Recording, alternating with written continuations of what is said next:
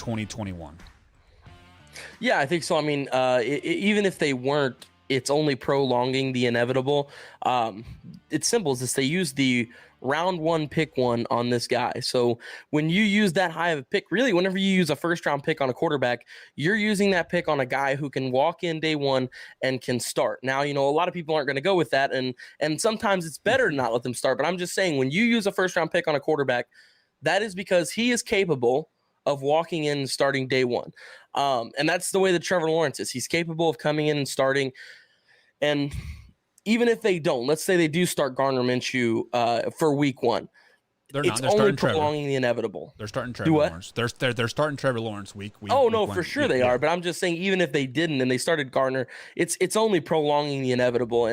And Trevor's going to be the starter at some point.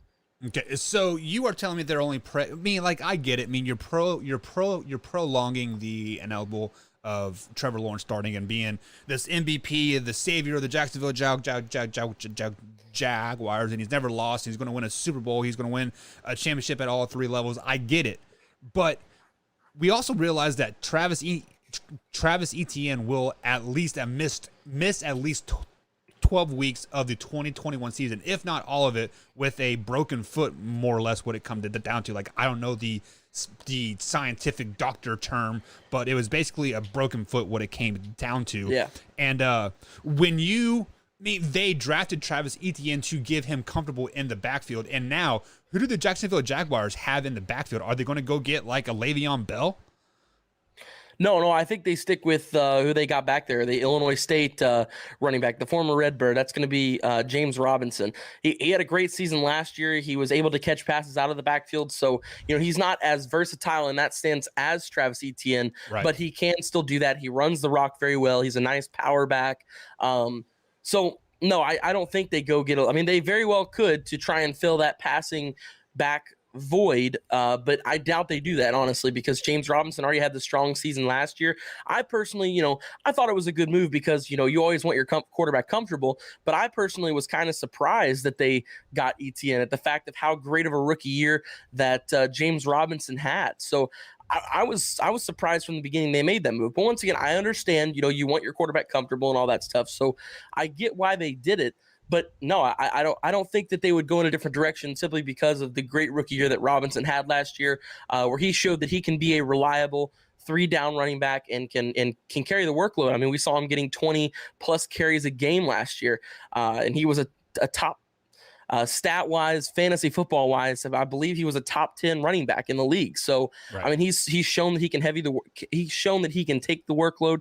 He's shown that he can run the ball very well. So the question still has to be answered here.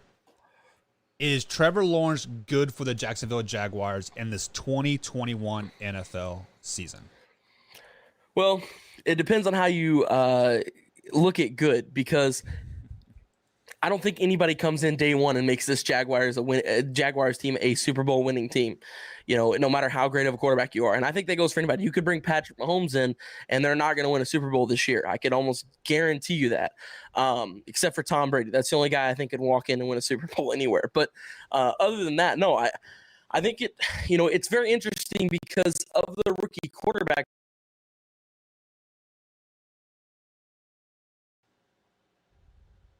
That he is, the worst of the rookie quarterbacks or anything.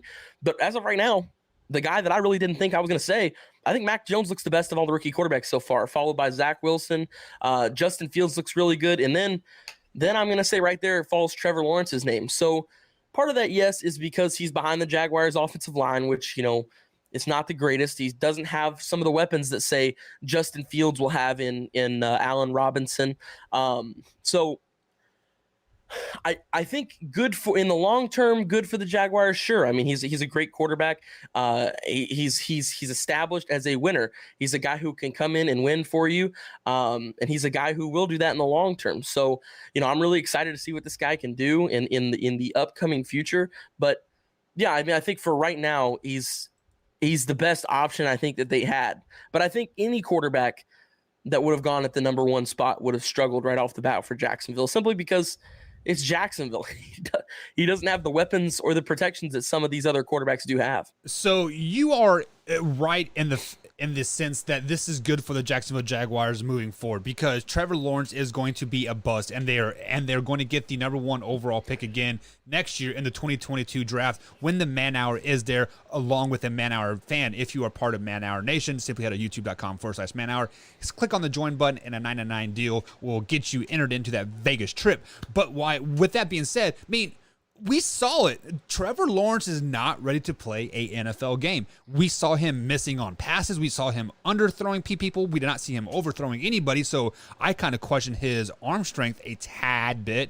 And you can say what you want about that offensive line, but in the end, he is going to have to deal with that same offensive line for the next 5 to 8 years at least, because you can't draft.